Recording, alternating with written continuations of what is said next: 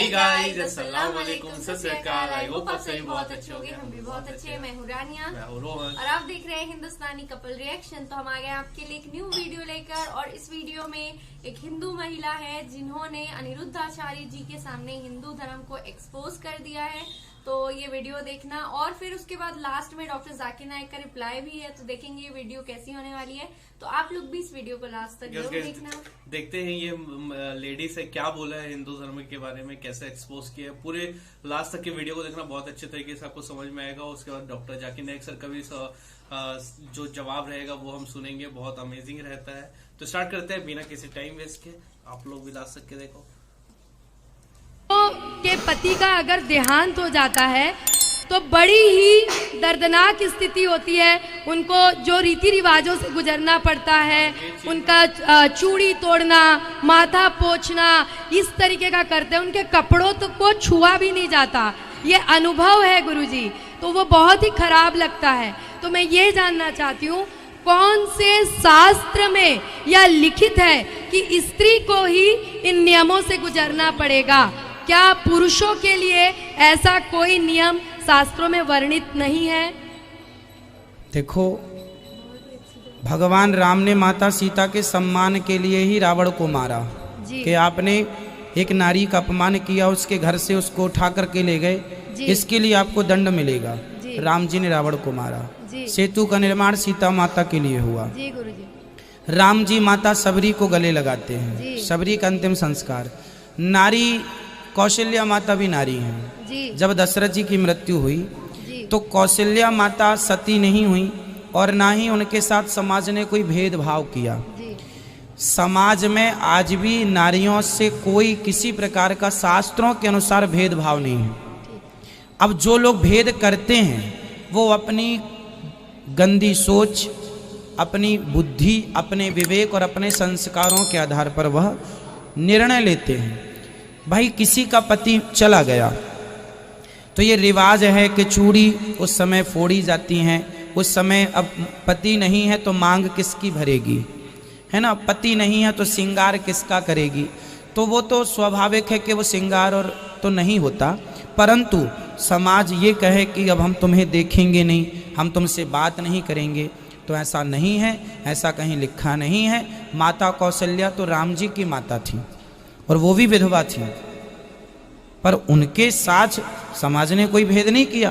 भाई, भगवान की माँ विधवा है, तो जो विधवा स्त्रियों के साथ दुर्व्यवहार समाज में कुछ लोग करते हैं, वो केवल अपने संस्कारहीनता के कारण, पर्सनल उनका मैटर है। इस जवाब के पहले हम ये समझ ले कि तारीख में हम पढ़ेंगे खवातीन के साथ क्या सलूक किया गया है, वो हम जान ले, फिर हम जवाब पे आएंगे। अगर आप बेबीलोनियन की तारीख पढ़ेंगे, हिस्ट्री ऑफ बेबीलोनियन सिविलाइजेशन, उसमें यह लिखा है कि जब भी कोई मर्द कत्ल करता था, उसको सजा मिलने के बदले उसकी बीवी को सजा मिलती थी। अगर आप ग्रीक सिविलाइजेशन पढ़ेंगे, उसमें एक खातून थी जिसका नाम था पेंडोरा, एक इमेजिनरी वुमेन थी पेंडोरा, जो ग्रीक लोग कहते थे उसके वजह से सारी मुश्किलात जो दुनिया में हैं वो इस खातून की वजह से है। उनका एक तसव्वुर था जो गलत था। और इस ग्रीक सिविलाइजेशन में खातून की इज्जत ही नहीं थी, वैश्यापना काफी कॉमन था, आम था। अगर आप रोमन सिविलाइजेशन पढ़ेंगे, उसके अंदर भी nudity and prostitution was very common. नंगापन और वैश्यापना बहुत आम था। खवातीन लोग सिर्फ मजे के लिए इस्तेमाल किए जाते थे और छोड़ दिए जाते थे।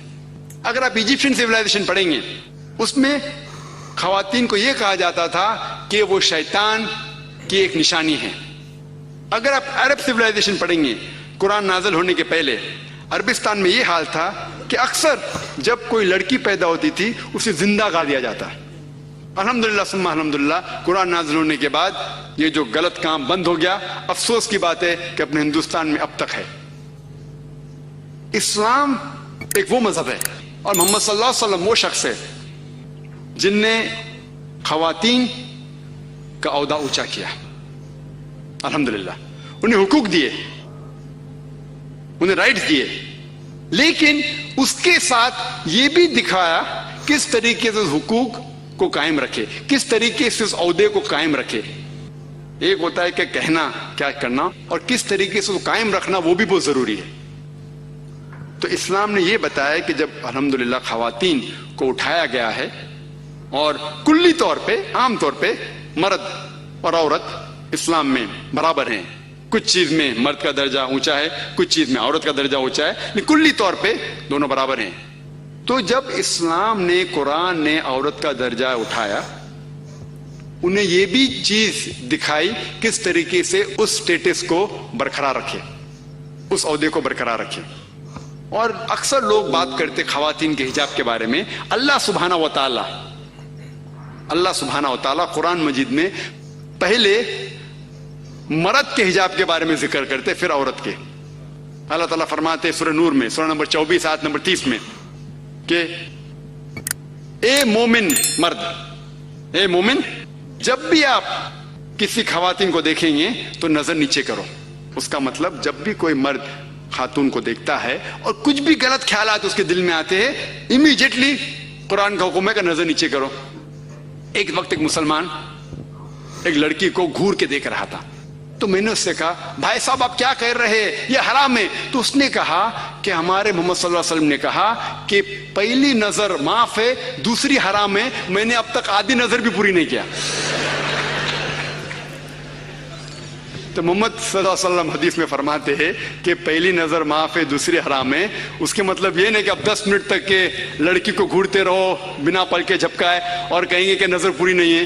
मोहम्मद सल्लल्लाहु अलैहि वसल्लम कहना यह था कि अगर आप अनजाने में कोई खातून को देख लेते हैं, लड़की को देख लेते हैं, तो जानबूझ के उसके तरफ फिर से मत देखो, उसके खूबसूरती को देखने के लिए जानबूझ के वापस से मत देखो।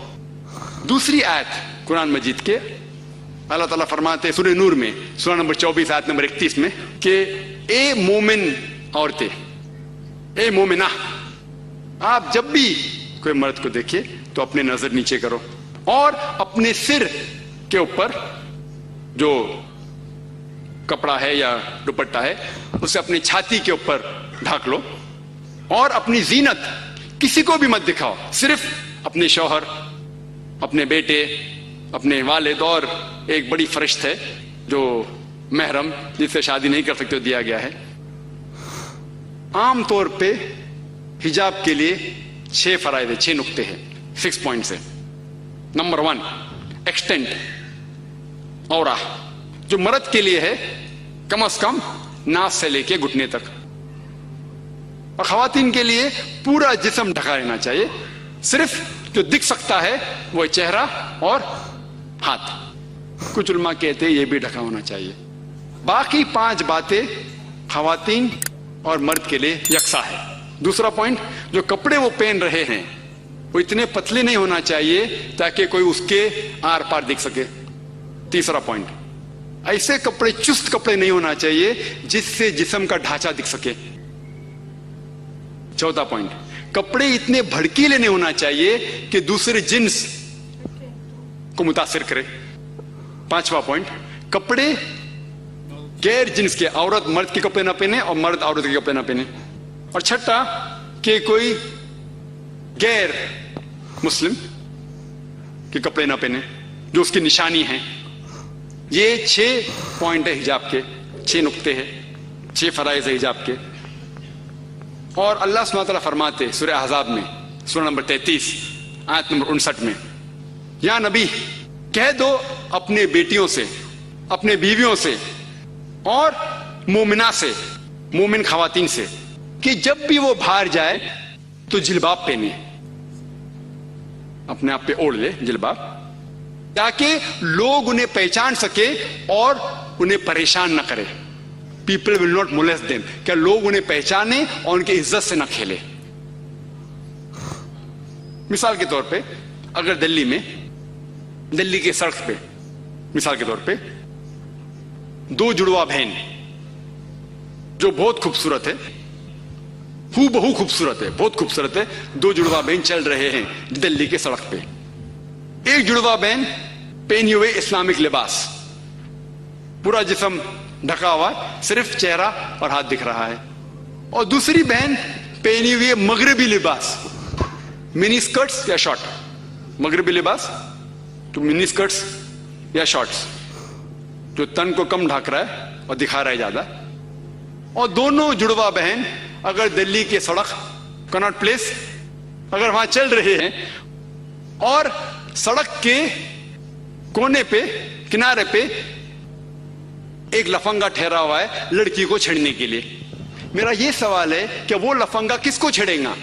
वो बहन को जो इस्लामिक लिबास पहनी हुई है, हिजाब पहनी हुई, क्या वो बहन जो मगरिबी लिबास पहनी हुई है किसको छेड़ेगा? जो मगरिबी लिबास पहना हुआ है। कुरान सही कहता है। डॉक्टर साहब के इस सवाल का जवाब आप में से जो सुन रहे हैं आपने कमेंट में जरूर बताना है। और इज्जत बरकरार लगता है। और इसके बाद इस्लामी शरीयत ये कहती है कि अगर कोई आदमी किसी औरत का बलात्कार करता है, जबर ज़िना करता है, तो उसके लिए सजाए मौत, डेथ पेनल्टी। बहुत से गैर मुस्लिम कहेंगे सजाए मौत, आज की तारीख में 21वीं सदी में सजाए मौत, कितना बेदर्द दीन है ये इस्लाम, कितना नागवार दीन है। लेकिन मैं सवाल पूछा हूं, ये था वीडियो, बहुत ही अमेजिंग एक टॉपिक था रियली। जो